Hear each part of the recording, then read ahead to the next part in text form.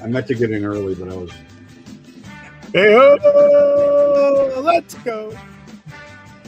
Welcome back to the show this evening as we look at some early season overperformers versus their ADP, some of the top dudes. Who's going to keep it going? Who's going to fade back to the median?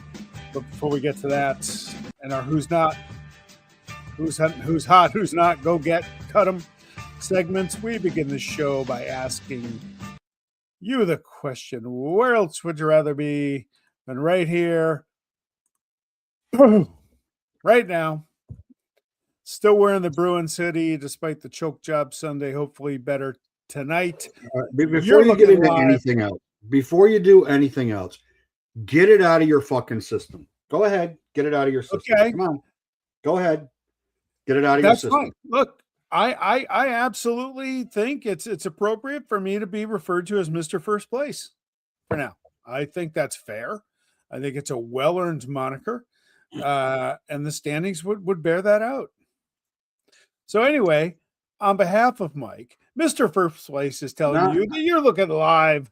Not on behalf of Mike. This is Fantasy Baseball Now, episode 83. You can tell who's in first place in our league and who is Mike will speak for himself. Thank you.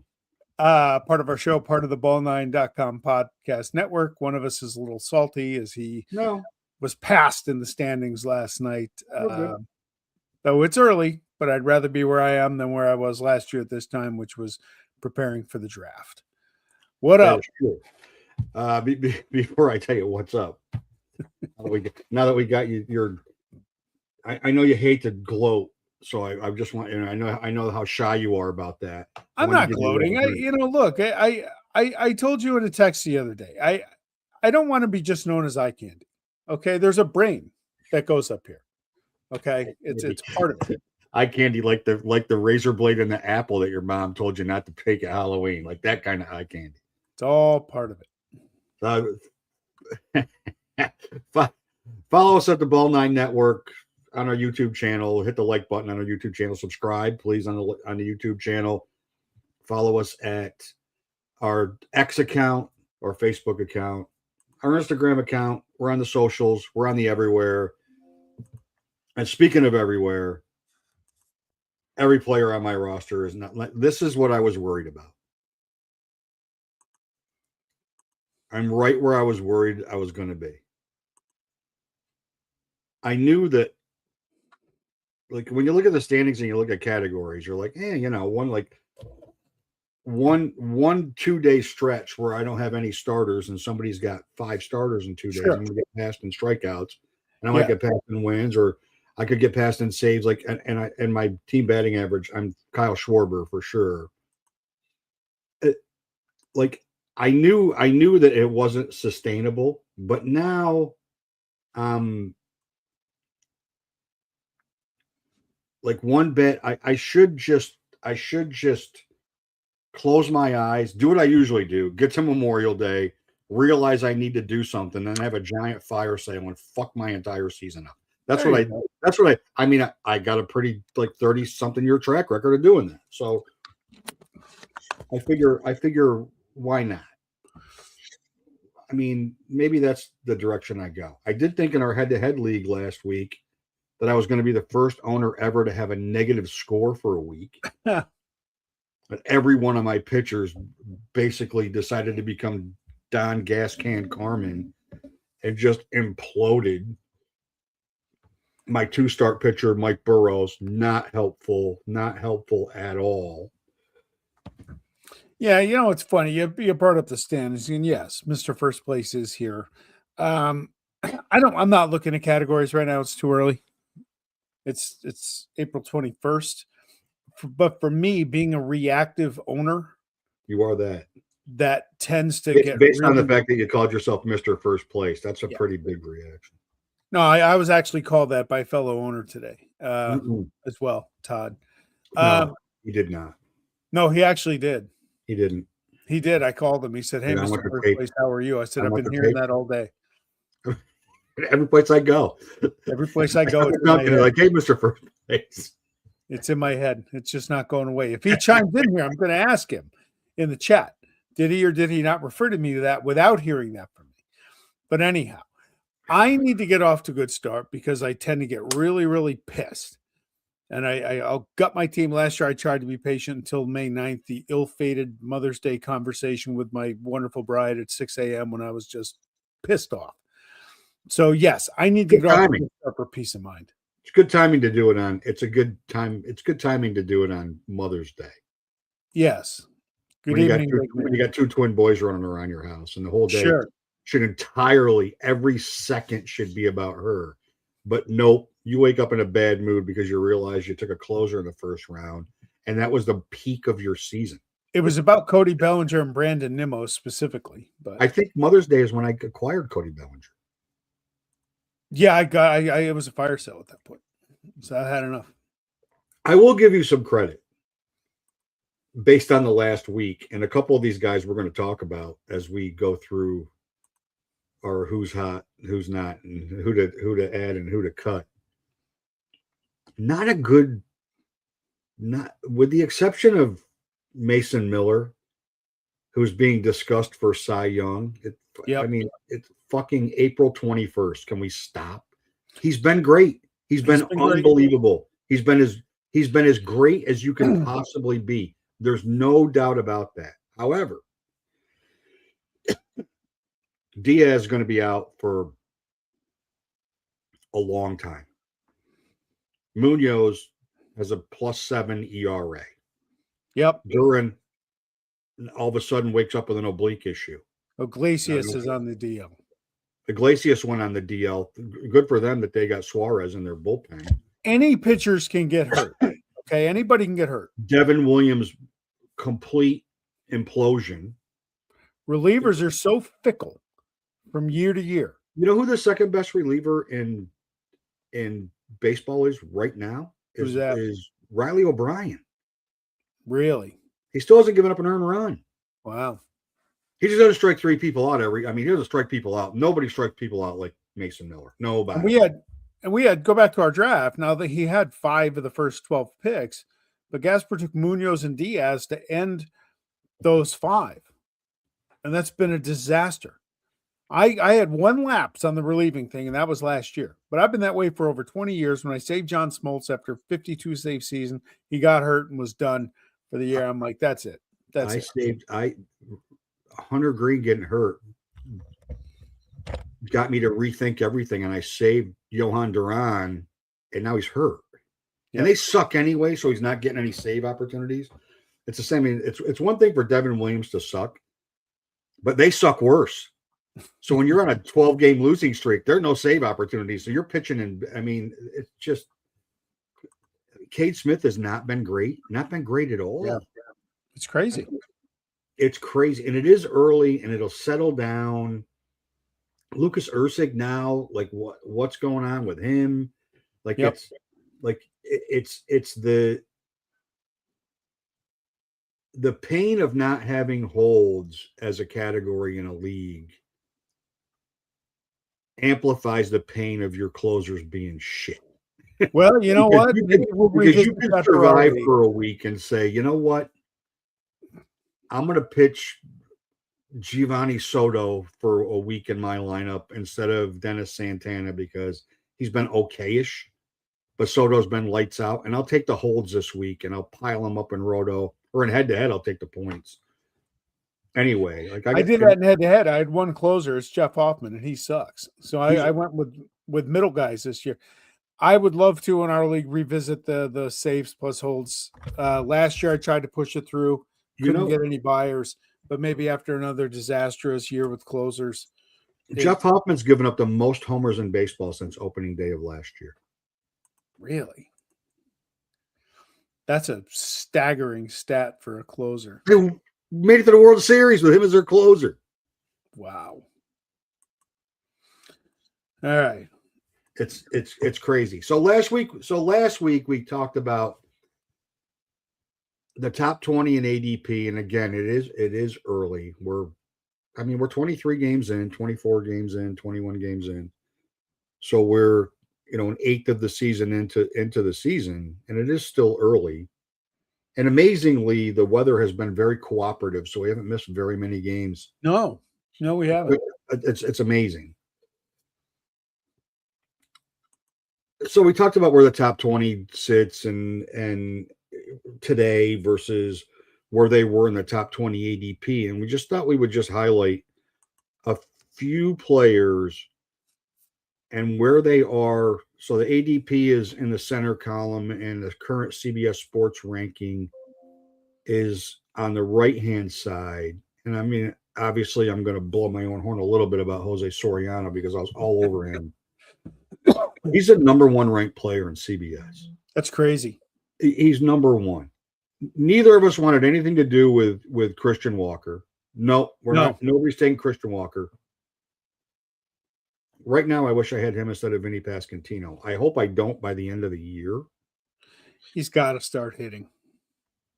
But Landon Roop, who you're going to talk about a little. I'll talk about later. He's towing the rubber tonight at home against the Dodgers. I'm hoping for the best. He's the newest member of Team Pugsley, and I put him right in my lineup.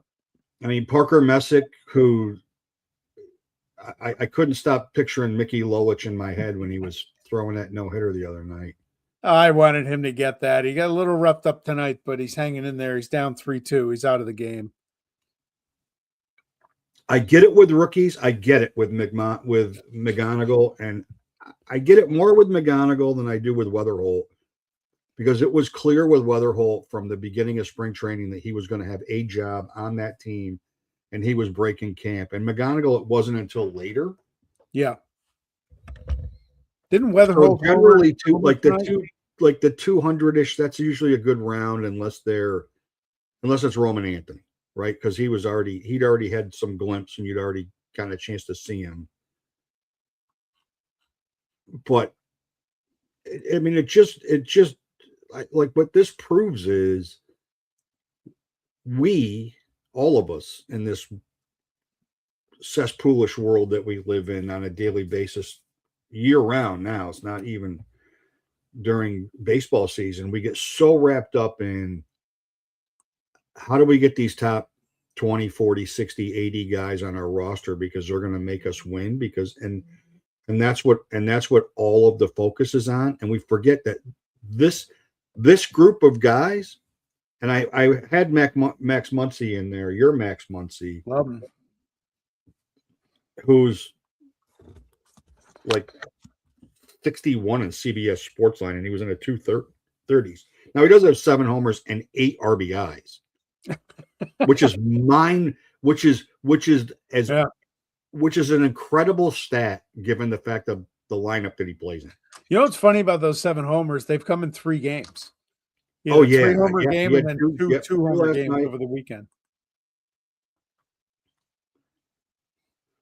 Yeah, you're right. The big man is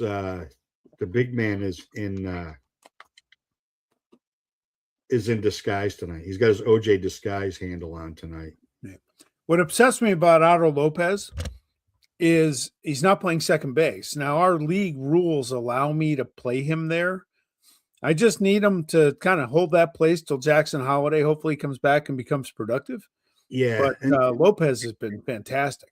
In many leagues, in many leagues, he's a second baseman all year. Yep.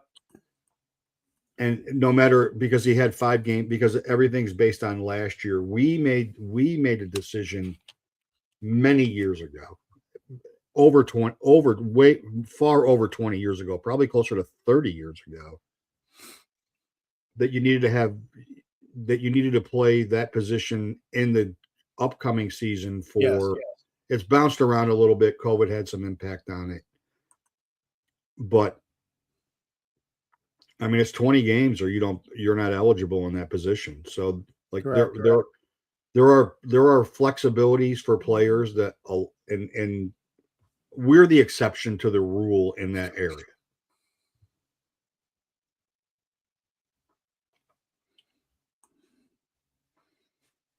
Now, Soriano, where did you latch on to him? Because that was the get of the year so far. So I had him last year. I had him at the end. I had him for a large part of the year last year. because somebody's got to be good on that team someday that throws a baseball. I mean, at some point, we can't keep going all the way back to Mark Langston and Frank Tanana from the last time they had a good pitcher. Like, we can't keep holding on to 1987 for the last time they had. Like, someday, somehow, some way, they're going to blind squirrel their way into finding a great pitcher. And he was really good last year. And then, as I say oftentimes, I hate all these advanced metrics, but a very, very small group of us in this little weird content world that we're in, we're like bouncing back and forth about Jose Soriano, like just bouncing back and forth. And one of the guys said his first pitcher to throw a no-hitter this year choice was Jose Soriano. And then one of the other guys started looking a little bit, like did a little bit deeper research. And then I did a little more research and like, this dude's good, man. Yeah. Like this guy's, all his stuff is really good. And he just didn't get any run support. So, I mean, I've watched, he's become like the 1B, like when he's pitching, as much as I don't particularly like to watch the Angels because. Why would you? It's just, I mean, you're just waiting for disappointment. Like such a high level of expectation that they're going to score 20 runs every night and they get 8 hits. And they get 1 hit in every inning, and they leave, 13 or over 13 with runners in scoring position, the same bullshit that they always do. And they lose 5-4 because they hit 4 solo homers. But I still watch him. I still watch his starts, and his stuff is he has electric stuff. Like, he misses bats. He's not wild, and that was a problem with him at the beginning of his career. So he's in the zone and he's around the zone. So he walks a few more guys than I wish he would, but he's not walking 6. Yeah. He's walking 2 or 3, but it's still 2 or 3 more walks than I would like to see. I mean, as opposed to Skeens, you just expect a perfect game every time he walks on the mound. Is there anybody on this list you would think would regress? I'm a big Messick guy. There's a reason I drafted him in 2 leagues. A small sample size last year, 7 regular season starts. He's got it. He's got kind of a bulldog mentality. Yeah, he doesn't throw the ball all that hard, but he's a good pitcher, and he seems like he's mentally got it. My first choice would be Keller. Yeah. Only because he's had 1 bumpy start. He's been pretty good for the Pirates, but his track record, he's got a longer track record. He and Christian Walker have the longest track record of anybody on this list. Yes. Otto Lopez was owned a lot last year. I mean, he found his way in and out of lineups a lot. Landon Roop, he added 2 more pitches to his repertoire in the offseason, which is a lot. Yeah, it is. Like, adding 2 is a lot. And they're both working for him. And I think he's going to sustain. I don't trust the rookies that much, because the second time around, when we get to June, you never know. But from a dynasty standpoint, you can't give up on him. And I don't give a shit what Christian Walker's rating is right now. I don't care. Yeah, no thanks. I don't care. I mean, he's off to a tremendous start. Their whole offense is off to a tremendous start. They're the first team in baseball to lead the league in runs scored and be like 7 games under 500 after 22 games in the history of the league. They've also given up the most runs in baseball. So they have to score 10 to win. But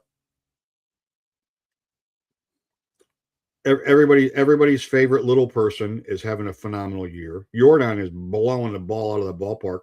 He's hitting moonshot home runs, and he's fully healthy, and he's doing tremendous damage. Jordan is the one guy. I've said him before about Jordan. He holds that bat if he's opposing a team I'm rooting for, he scares the crap out of me. Oh yeah, he scares me. He scares me more than Judge. Only because he scares me more than Judge, and he scares me more than Ohtani. Only because Judge and Ohtani don't get a lot of pitches to hit. Yeah. So if they don't hit the one pitch that they get, and they usually do, but they'll also hit singles, and they'll also hit singles and doubles, and they don't care. He is trying to hit the ball 450 feet every single time he's at the plate. Him and Schwarber are the two guys that terrify me because they're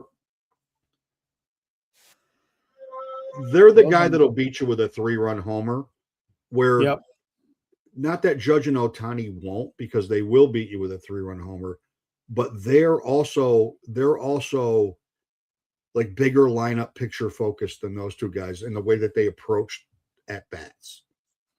Where, like, hey, if it calls for a single and I just need to get a runner on base, both those guys will find a way to get out. As opposed to, Schwarber, they both walk because you can't pitch to them. You can't pitch. I mean, you pitch to them and you're going to get whiplash spinning around to see how far the ball went.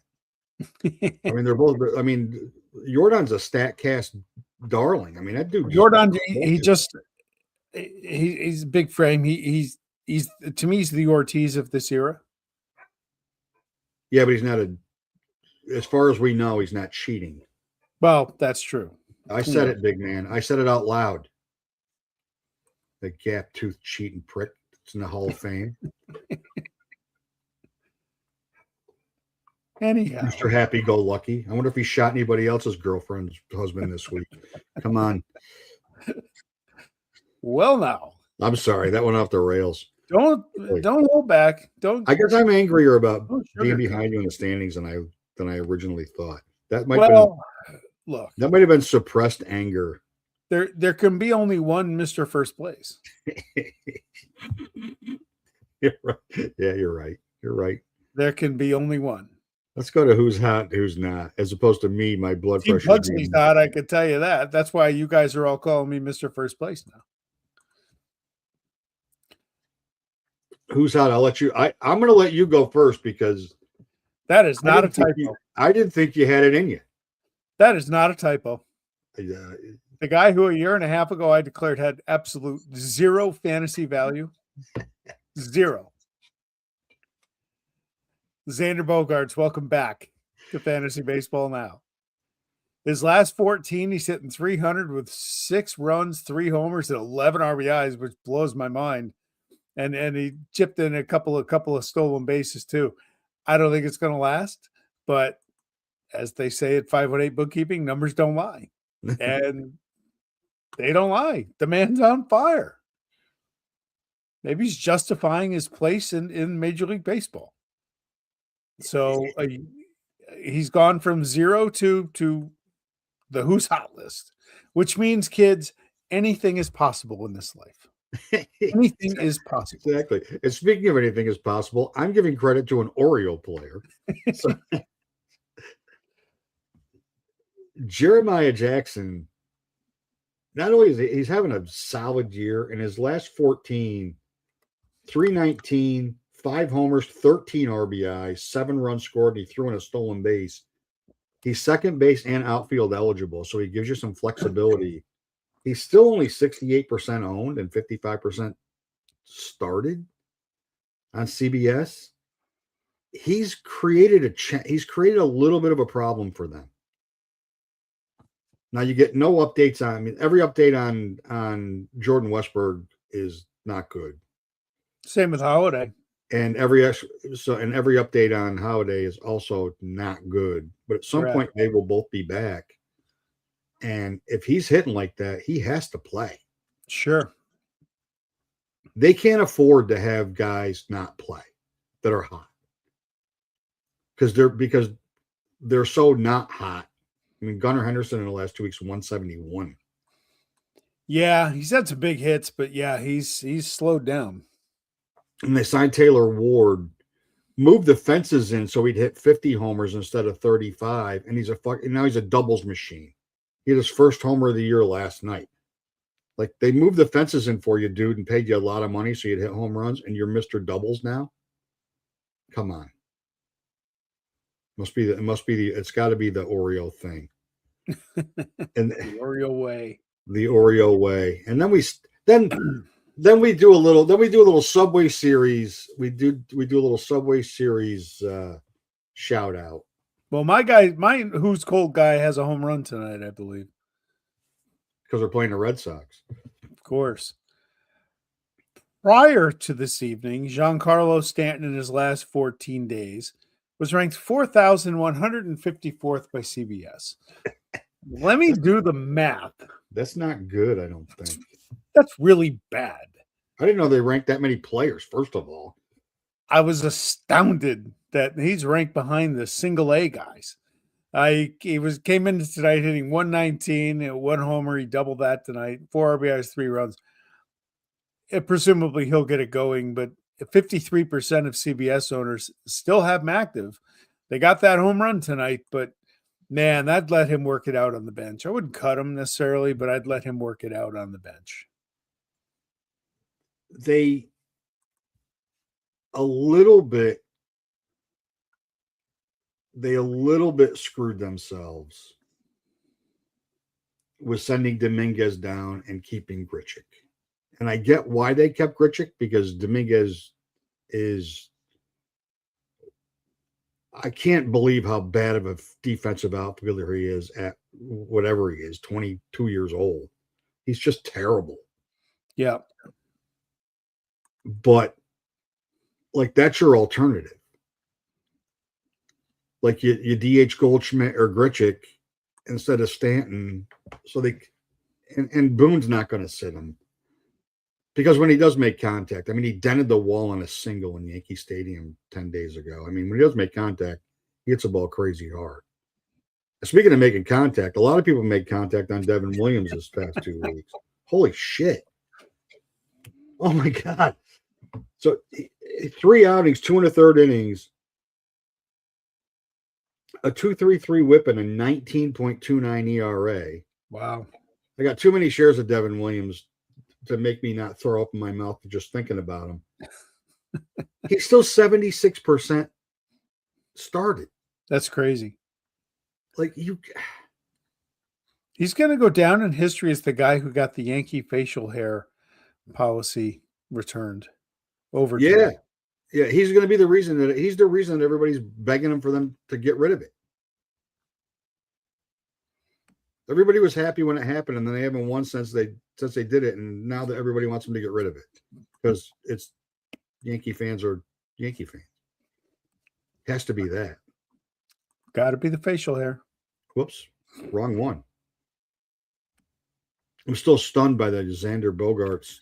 It was really interesting typing it. Now, we already mentioned Landon Root, but I'm going to let you spend more time on him. He's owned in 67%, started in 34. I picked him up the other day, and I'll mention who I cut in a few minutes.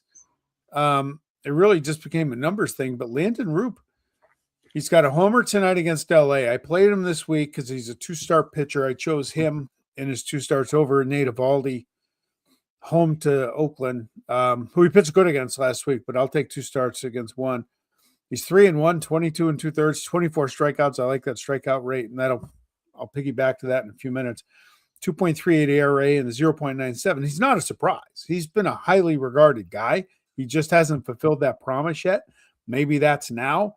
I'm interested to see how he does in about an hour or so when that game starts. But yeah, why not give him a shot and see how he does?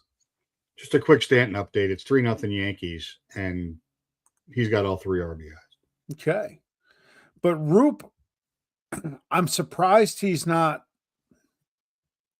owned by more than 67%, but even started by 34. I thought he would have earned. I think But I do think if we could go back a week and look what his ownership was, I bet he's jumped at least 10% in the last week. He probably has. And I understand when you're looking at matchups that you see the Dodgers, nobody wants to have their guys face the Dodgers because especially in a league where wins is a category, and if a loss is a negative, even worse. My logic is he's a 2-start pitcher. I want the starts. I want the strikeouts. So I'm going to go for it and see how he does. He's been tremendous. Yeah. He really, I mean, he's been better than Logan Webb, who's not been very good. No. By any stretch of the imagination. Robbie Ray's been fine, but he's been better than Robbie Ray. He's been their best starter, and that's pitching's not their problem. No, they can't hit. All of a sudden, they can't hit. Good evening, Bob. Hello, Robert. And my guy is one of my arch nemesis, Josh Jung, who got added back to the Gas House Gorillas today because third base is a hellhole for me. On the same day that the Mr. Glass came off the IL, Royce Lewis. But in his last 14 days, covering 37 at bats, 378, 2 homers, 7 RBIs, and 6 runs. He's still only 45% owned at a position that's a major problem. He was one of my key draft picks last year. They didn't score a lot of runs last week. They had some tough games last week. And every time I looked at the box score, he was putting numbers up. He was one of my big draft choices last year. He failed miserably. But I love the guy. He's a good, solid player, as you said, at a very weak position. I mean, I hope he sustains it. They need him to. They're a bit of a mess, to say the very least. And then these two knuckleheads. I was going to pick Romano. I'm glad you did. I watched him. He's still owned by 46% of the, including the big man from Massachusetts, can't let go of him. Yep.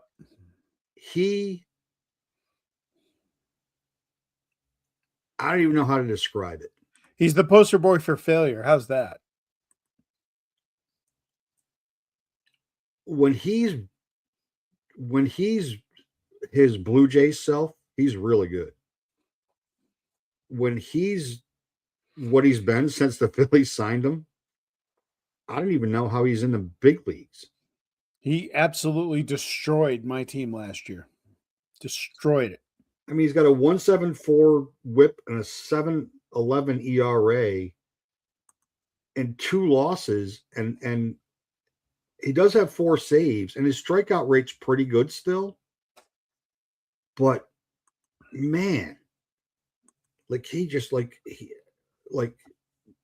walks and just fat ass meatball pitches, and when he is bad, he is really, really bad. Yeah. Like some guys work it out. Like David Bednar's like half a heart attack, but like he's not going to give you, he's going to make you sick to your stomach with his whip, but he finds a way to keep the game in line.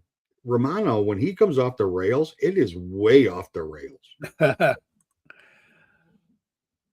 Yeah. They roll him out there. I'm really surprised. Reed Detmers had he had a terrible start. And I know there's a lot of love for Reed Detmers, and then his next start, he was phenomenal against the Yankees. And he's kind of like he'd be like Landon Roop. Like if a month from now, all of a sudden he had 5 or 6 great starts in a row, like we'd be saying the same thing. He's been hyped for a long time. You know, he's got a live arm. He was a great college pitcher. We've been waiting for this to happen. If he was their closer, they'd be in first place. Now, if he was their closer, that'd be probably he's probably made 5 starts. That'd be 4 less times that they probably would have got a chance to use him. Yeah. But Romano's cost him 2 games against the Yankees, and he did his best to blow a game. on the I weekend. don't know how he's even in baseball. I mean, he sucks. He sucks. He's really not very Hate to good. say it if the Romano family's watching, but he sucks. No. If the Romano family's watching, one of you needs to tell him.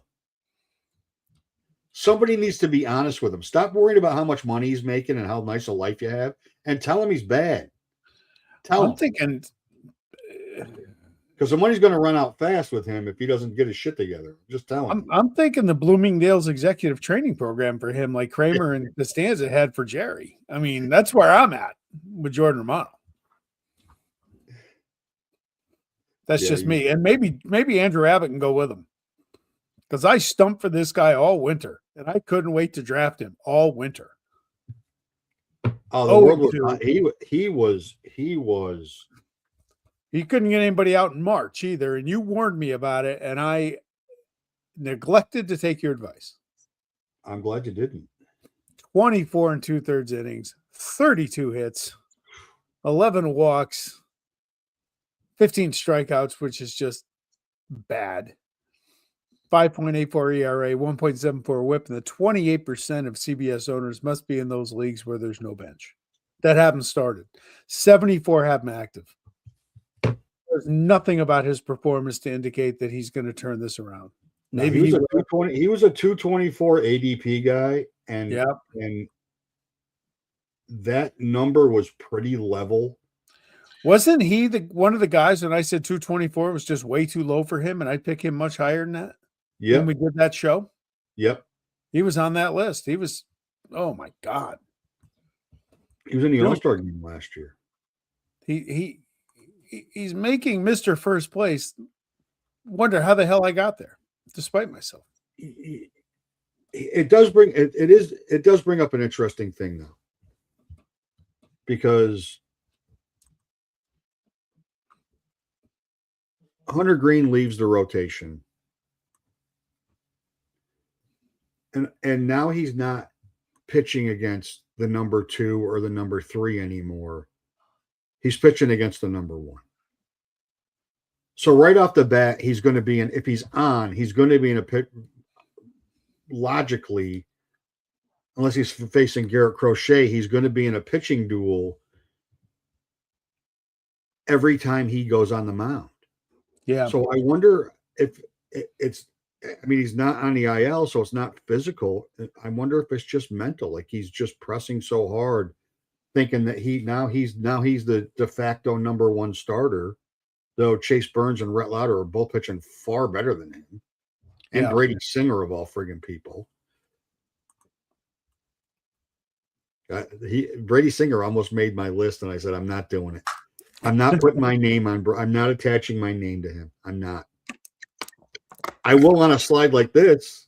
That's for sure. I will never be the guy to say go get Brady Singer because I.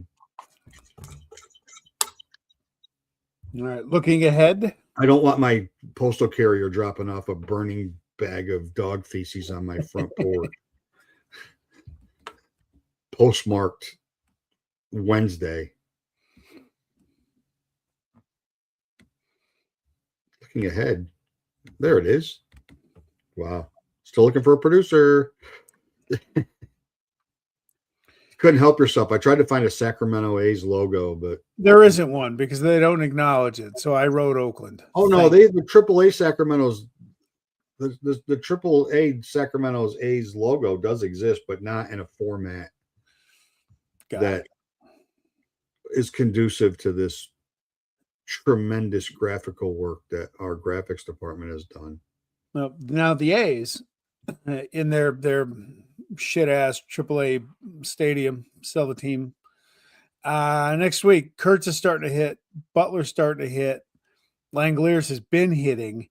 It's a team that's going to score runs throughout the year. Kansas City's 24th in team ERA, and Matt Quatraro might get fired before Carlos Mendoza. I mean, the Royals don't know how to play. I mean, upset, but I do think that's going to happen. I mean, they don't know the first thing about fundamental baseball or pitching, and they have been the biggest disappointment of the AL to me, I think. We And both Cleveland's picked them. We 18th both in picked them ERA. to win the division, and they've been very Yep. bad. Cleveland's ERA isn't much better. Love the A's having a 6-game homestand next week. Again, when their bats are starting to pick up. Kurtz has homered in 2 straight nights, and Butler's actually starting to put some stats on the board. And the other guys are actually playing pretty well. Yeah, Jacob Wilson starting to hit for Yep. sure, and we knew that was going to happen. And then for me, the aforementioned Angels, I do like the matchups. I like anybody that's facing the White Sox. Their lineup is a little scarier than it's been in the past, but they still can't pitch to save their lives. Thank you, Bob. And until the Mets prove that they can actually win a baseball game, and they were winning 3-0, and now it's 3-2. Off Nolan McLean of all people, who does have 9 strikeouts, but he has given up a couple of runs. In the 6th, Byron Buxton with a home run.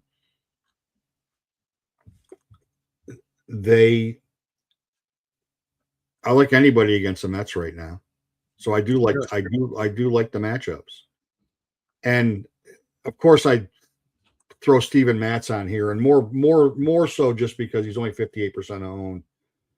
He's a 3.80 ERA, 103 WHIP. He's a strikeout an inning guy. He's been pretty good, and then he goes out and gives up 4 runs in 4 innings tonight. Of course, because I should learn my lesson with anything to do with Tampa, putting anybody on here, because whatever I say is the opposite. Because I clearly can't figure them out, never have been able to. But I like to start against Cleveland, and I certainly like a start against San Francisco. Yep. For me, I screamed last week about let Chad Patrick pitch. Yeah. To Pat Murphy. The next night, last Wednesday, he goes out and gets 6 2/3 really good innings. He was on my team. He was on my bench. I cut him on Sunday when Landon Roop became available. Why? Look, Chad Patrick he's got a decent chance to win his games. He's on a good team. His ERA and WHIP are elite. But for some reason this year, his strikeout rate is atrocious. He had 2 Ks last week. He had 9 strikeouts in 19 innings this year. Wow. That's tough. He's got Arizona at home, at Washington. He's a decent 2-start option if you're looking to fill out your rotation, because he's gonna give you a whipping ERA, and they got a good shot to win both those games.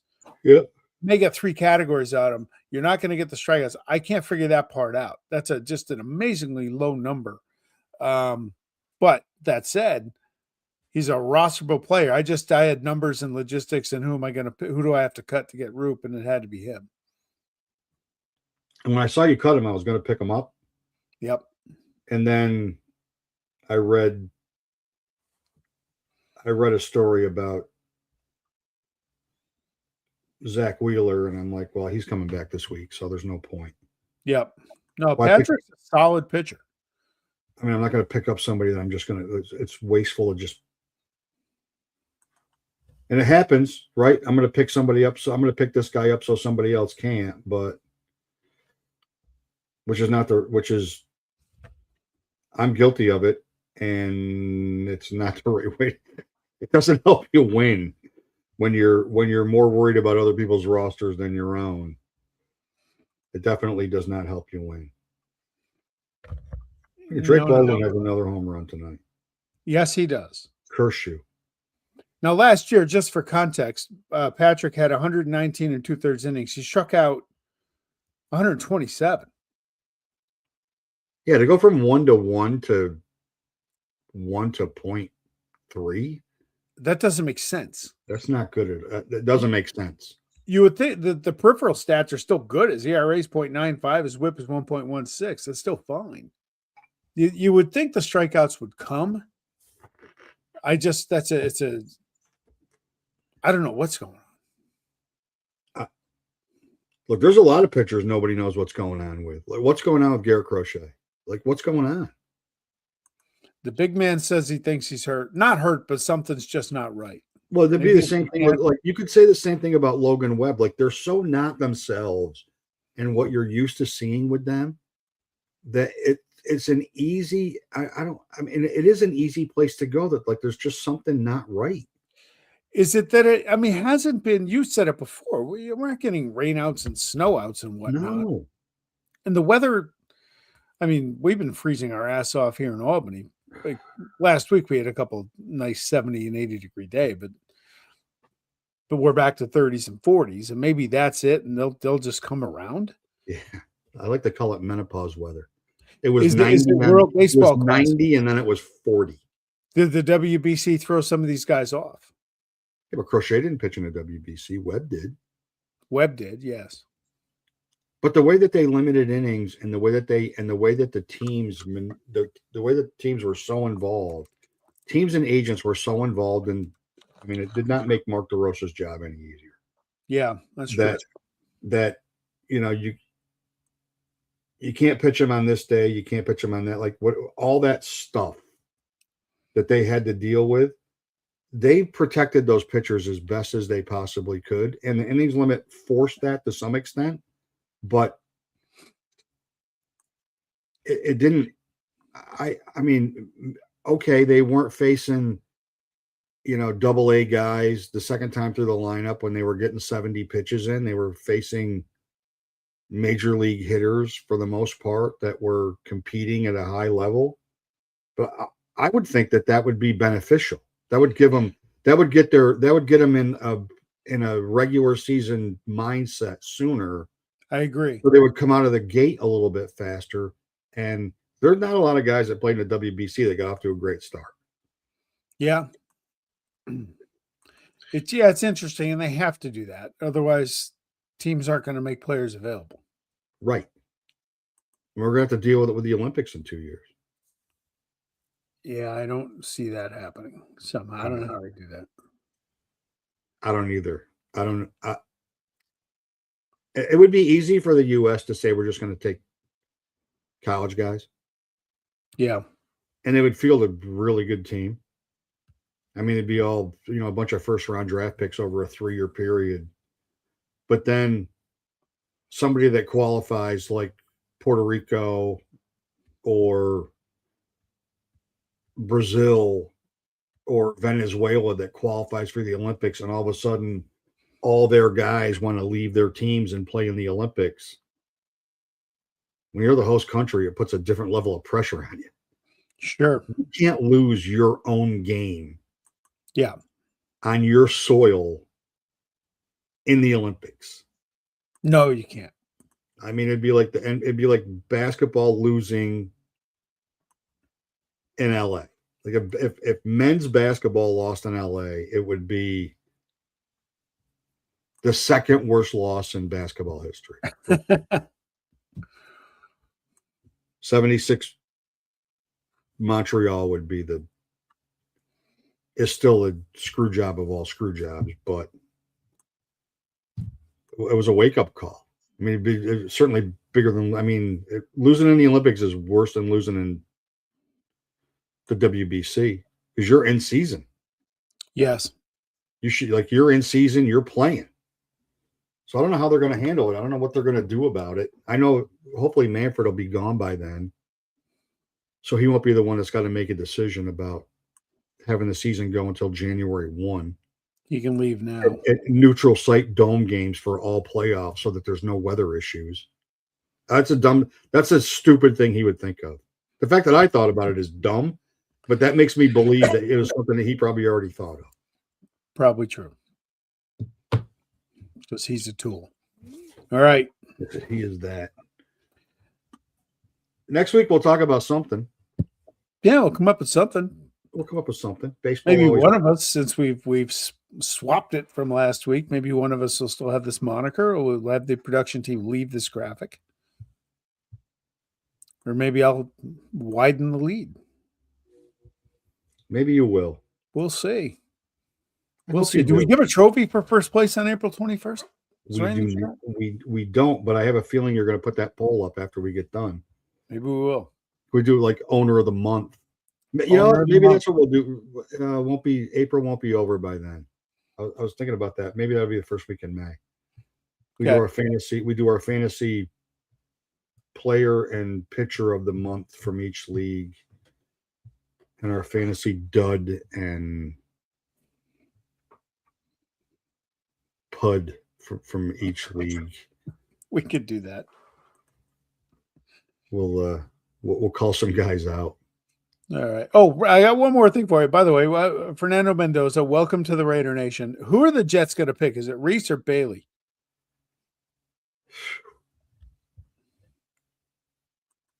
I think they're going to take Reese. Okay. I do. I can't get Vernon Golston out of my head. Yep.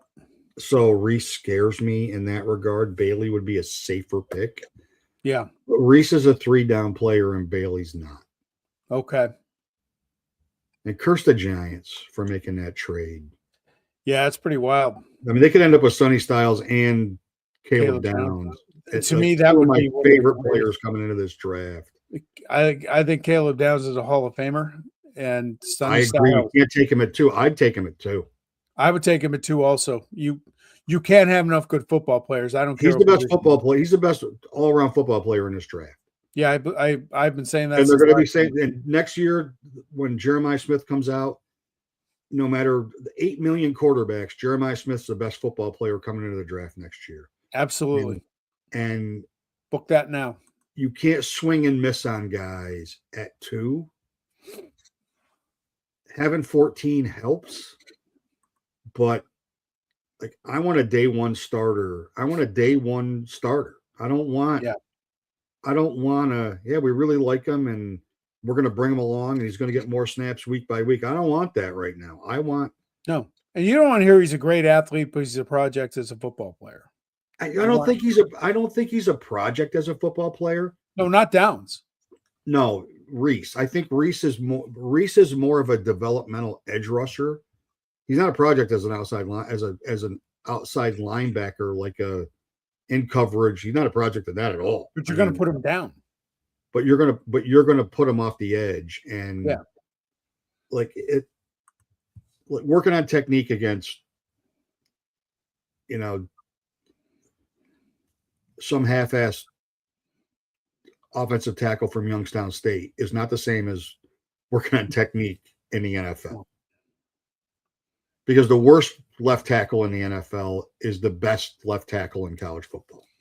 Yeah, if I was the Jets, I would take Downs all day.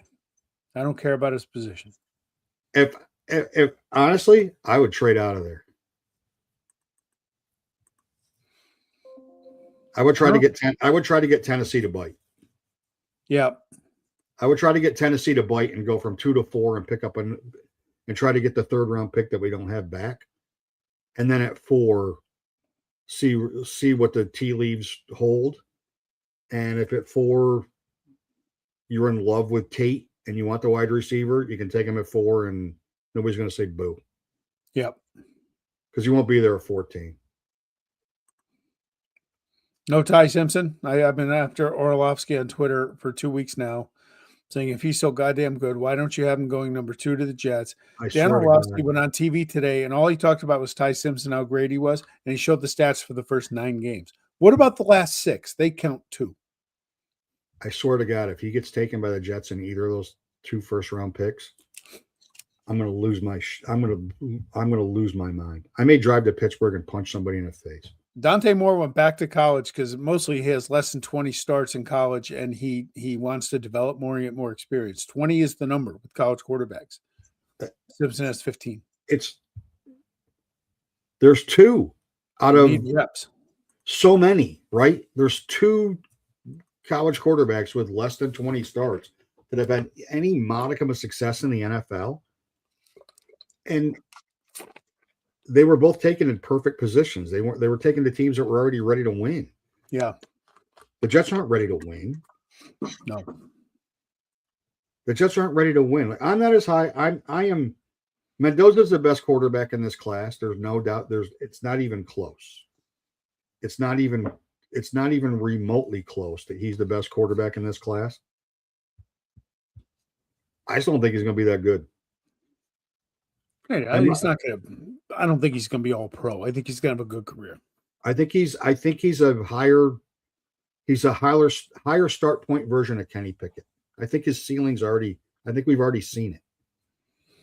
That's what scares me about the way that the desperation to have a franchise quarterback and the way the NFL is designed right now is that if this was 30 years ago, Mendoza might be the 5th or 6th pick. Maybe. I mean, the Raiders might be taking Downs number 1 or Bailey number 1.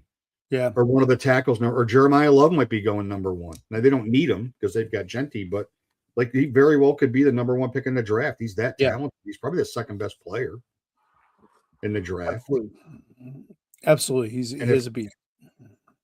If Tennessee loves him that much and they want to make sure that somebody doesn't jump in front, and the Cardinals are rumored to be taking him now, they want to make sure the Cardinals don't get him and the Jets can go down to 4, do it.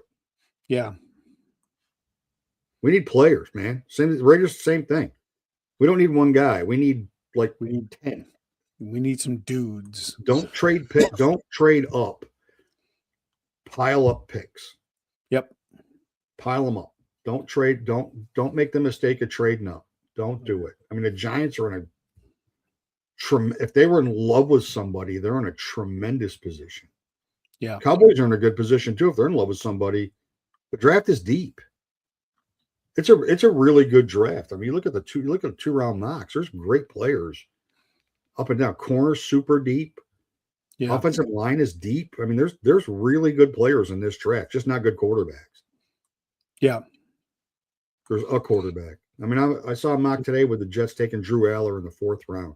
I'd be fine with that. I like Drew Aller. Got a big arm.